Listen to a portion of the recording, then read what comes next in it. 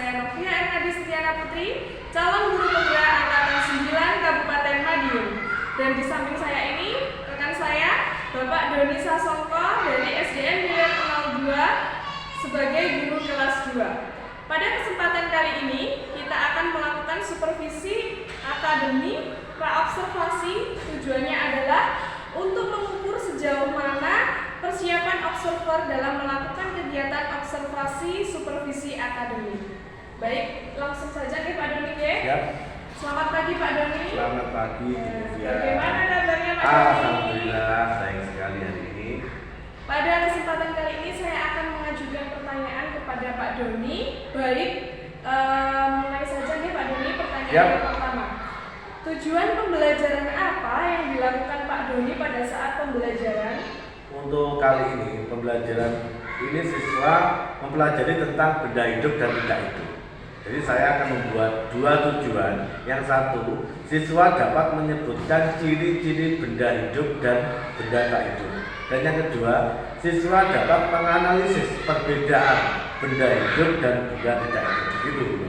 Berarti Pak Doni mengajarkan kepada siswa tentang ciri-ciri benda hidup dan tak hidup, ya, serta menganalisis perbedaan benda hidup dan tak hidup ya Pak Doni ya? Ya, siap.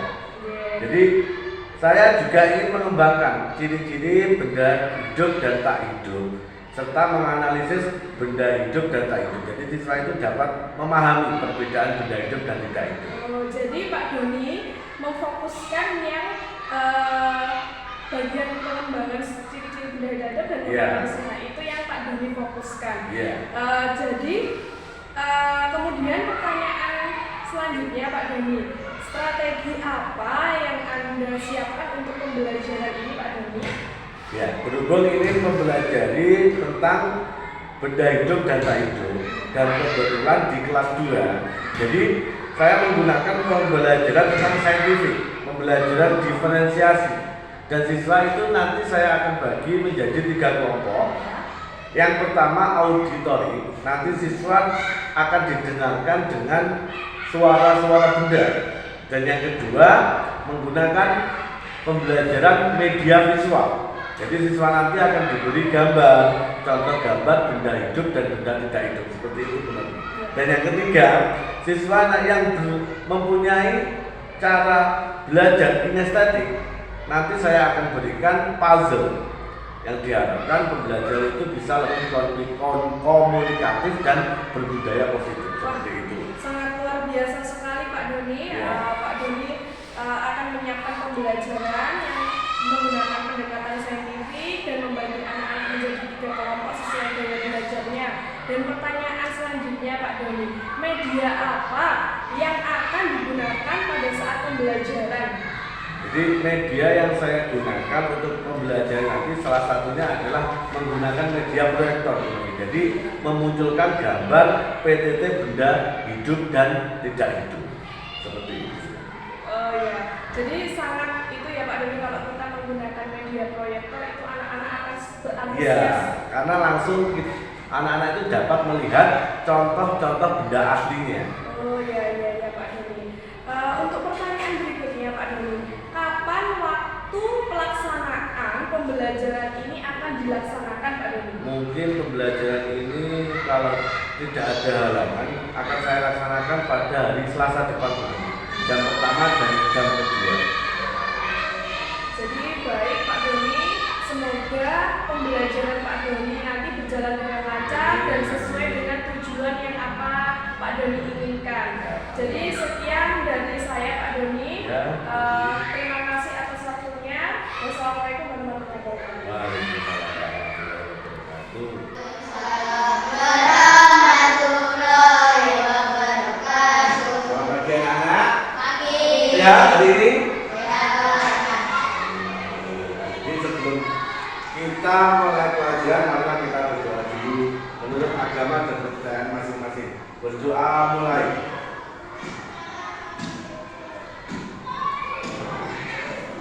Doa selesai.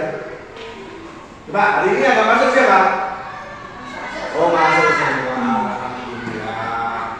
Coba sebelum kita masuk ke materi, Pak Doni mau tanya.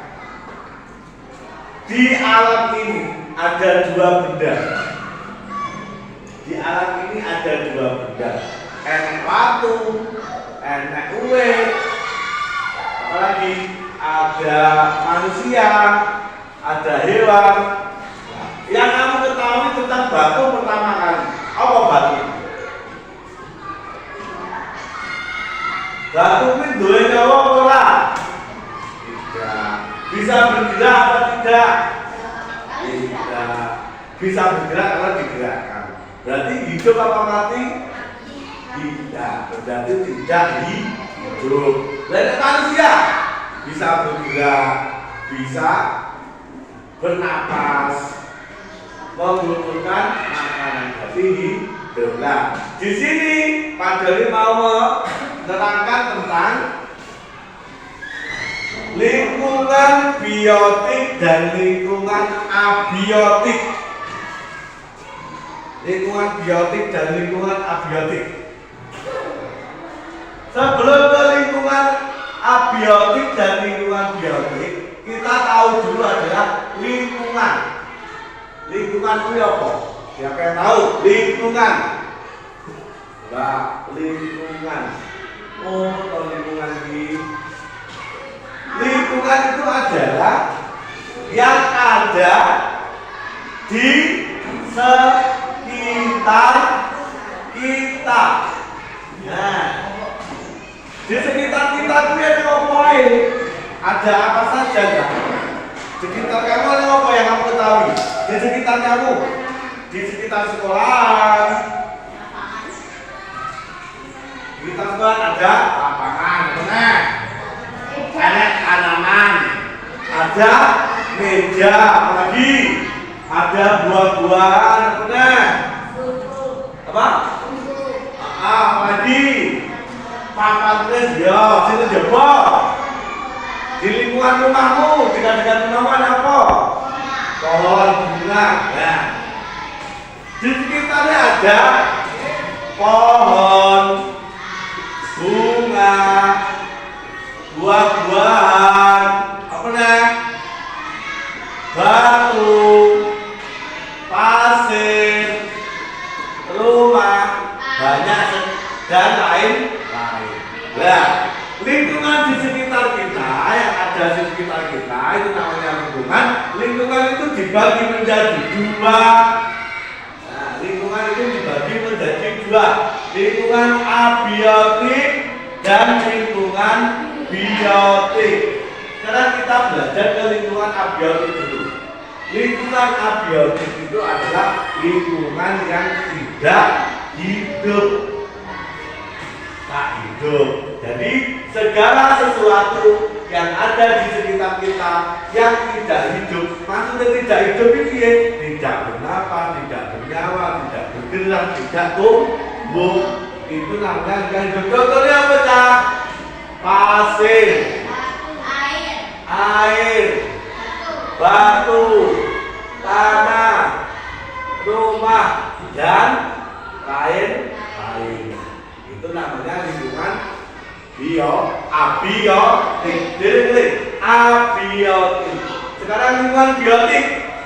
Lingkungan biotik itu adalah lingkungan yang hidup. Segala sesuatu yang ada di sekitar kita yang hidup. Dinamakan hidup itu adalah satu,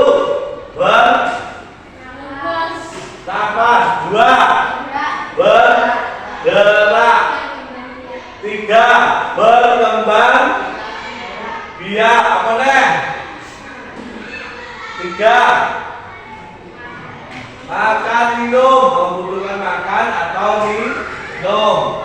Nah, bernapas, bergerak, berkembang biak, membutuhkan makan dan minum. Apa contohnya? Contohnya apa? Apa dah?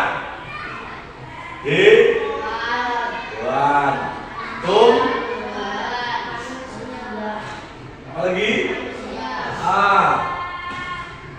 Nah, hewan kamu tahu bernapas, bergerak, berkembang biak, ya. Manusia juga bernapas, berkembang biak. Dan sekarang tumbuhan.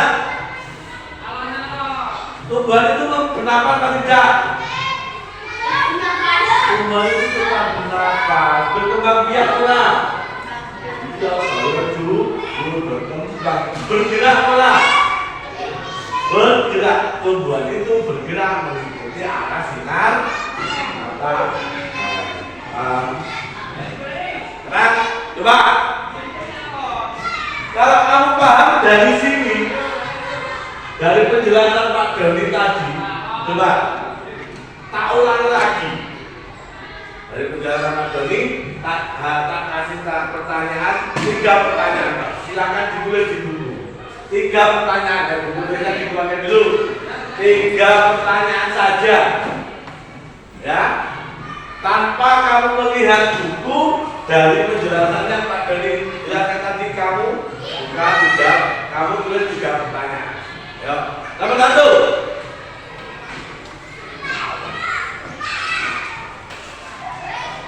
Mengapa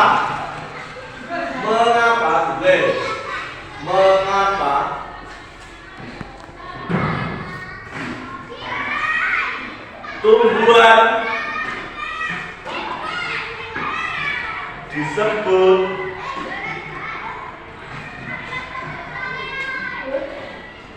dengan lingkungan? Assalamualaikum warahmatullahi wabarakatuh. Jumpa kembali bersama kami, saya Novia Aradi Sintiara Putri dan rekan saya Bapak Doni Sasongko dan Ibu Wulan sebagai pengajar praktik. Bagaimana kabarnya hari ini, Bu Sri Wulandari, Pak Doni? Alhamdulillah, Bu Novia. Bagaimana kabarnya juga Bu Novia dan Pak Doni hari ini? Alhamdulillah baik, Bu Wulan. Baik, dalam percakapan pasca observasi ini saya akan memberikan pertanyaan-pertanyaan kepada Pak Doni terkait proses pembelajaran yang telah panjenengan laksanakan dan saya ingin mengevaluasi bagaimana prosesnya. Seperti itu ya Pak Doni? Ya. Bagaimana perasaan Pak Doni dengan berjalannya kegiatan observasi kelas yang sudah berlangsung kemarin Pak Doni? Pastinya untuk perasaan gugup juga ada, was-was. Jadi bagaimana nanti anak-anak bisa dikondisikan atau tidak? Karena ini merupakan pertama kalinya saya mengajar dan diobservasi langsung dan sekaligus disuntik. Tapi alhamdulillah berjalan dengan baik sesuai dengan tujuan pembelajaran yang saya rencanakan dan bisa tuntas untuk pembelajaran. Alhamdulillah lancar ya Pak Doni ya, dan bisa sesuai dengan rencana dan bisa tuntas pembelajarannya. Oke, untuk selanjutnya bisa dijelaskan Pak Doni untuk diceritakan area pengembangan apa yang Pak Doni kembangkan di dalam kelas, tahapan-tahapan pembelajaran apa yang sudah Pak Doni lakukan dan apakah tujuan pembelajaran sudah tercapai Pak Doni? Iya. Jadi yang pertama, pengembangan kemampuan intelektual dengan cara menyampaikan materi secara jelas dan mudah dipahami oleh siswa. Yang kedua, pengembangan pengetahuan anak tentang pengetahuan ciri-ciri benda hidup dan tidak hidup. Itu dan serta juga dapat menganalisis, siswa dapat menganalisis perbedaan benda hidup dan tidak hidup.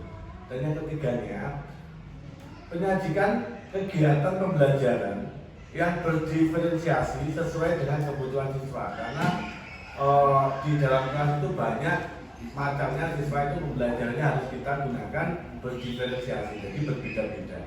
Tentang mengembangkan kemampuan sosial, emosional dalam menghadapi siswa yang memiliki cara belajar yang berbeda.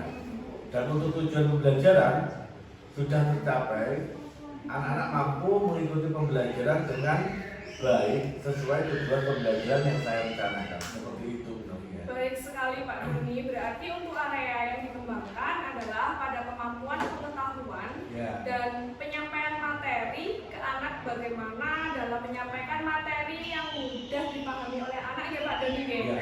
Dan pengembangan pengetahuan tentang ciri-ciri benda hidup dan tak hidup serta menganalisis benda hidup dan tak hidup. Seperti itu ya Pak Doni. Untuk selanjutnya Pak Doni, apakah dalam proses pembelajaran yang Pak Doni rencanakan itu ada kekurangan dan kendala ataupun hambatannya? Iya mungkin itu saja dalam proses pembelajaran itu pasti ada hambatan. Jadi saat proses pembelajaran itu ada kekurangan hambatan atau kendala karena masih banyak anak yang pasif. Jadi anak yang pasif belum aktif, kurang semangat dalam mengikuti pembelajaran. Seperti itu. Oh, seperti itu ya Pak Doni. Kira-kira kenapa hal itu terjadi? Hambatan atau kendala tersebut ya Pak Doni? Mungkin ya, jadi hambatan itu terjadi mungkin karena saya yang kurang tepat dalam membagi kelompok belajar. Dan mungkin juga ada materi yang belum tuntas, belum begitu dipahami oleh siswa. Seperti itu, mungkin ya itu. Oh iya, baiklah Pak Doni. Selanjutnya, bagaimana Pak Doni untuk mengatasi hambatan tersebut Pak Doni? Untuk mengatasi hambatan tersebut, karena saya mengajar di kelas 2, mungkin nanti akan saya mengambil kelompok belajar yang benar. Dan saya menyampaikan materi dengan menggunakan pembelajaran yang menarik, menggunakan LCD mungkin, jadi kita anak langsung dikenalkan dengan benda yang terwujud, ya, membuat materi yang mudah dipahami dan materi yang sesuai dengan kebutuhan anak. Pembelajaran yang berdiferensiasi dan menggunakan sosial emosional. Baik Pak Doni, itu adalah rancangan ke depan ya Pak Doni, Ya. untuk menyesuaikan dengan pembelajaran yang menarik, mudah dipahami anak, pembelajaran yang sesuai dengan kebutuhan anak, pembelajaran berdiferensiasi, dan pembelajaran sosial emosional juga. Tentunya pembelajaran tersebut harus mampu membuat anak nyaman dan sesuai dengan gaya belajar anak masing-masing ya Pak Doni. Ya. Baik Pak Doni, mudah-mudahan apa yang Pak Doni rancang bisa terrealisasi dan mampu menghadirkan pembelajaran yang baik dan menarik lagi. Saya tunggu cerita selanjutnya ya Pak Doni tentang proses pembelajaran dari panjenengan, Yap. bagaimana bisa direalisasikan atau tidak, dan mungkin kapan Pak Doni akan melakukan perubahan dengan rancangan pembelajaran tersebut dengan penyampaian Pak Doni tadi. Mungkin itu bisa nanti atau pembelajaran kedepannya, karena untuk ini pembelajaran anak-anak sudah akan berakhir dan pastinya secepatnya saya akan lakukan perubahan untuk pembelajaran kedepannya yang lebih baik.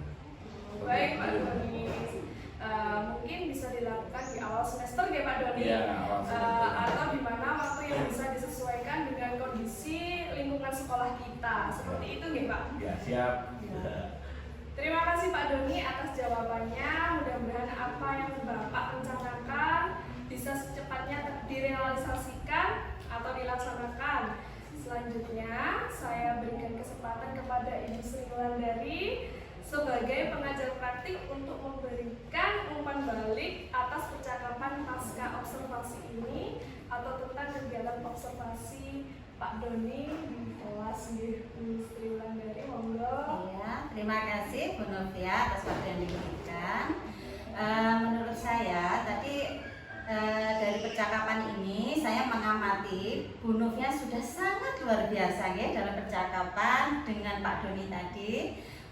Panjenengan sudah melakukan, Pak Doni sudah melakukan pelajaran di kelasnya, dan tadi saat coaching Bu Novia sudah menanyakan semuanya itu sesuai dengan alur tirta. Di mana sudah menanyakan diantaranya tentang area pengembangan yang akan panjenengan kembangkan, terus tujuan pembelajaran serta strategi yang akan diterapkan saat pembelajaran, dan semuanya itu sudah sesuai dengan penilaian. Kalau menurut saya memang sudah sangat luar biasa.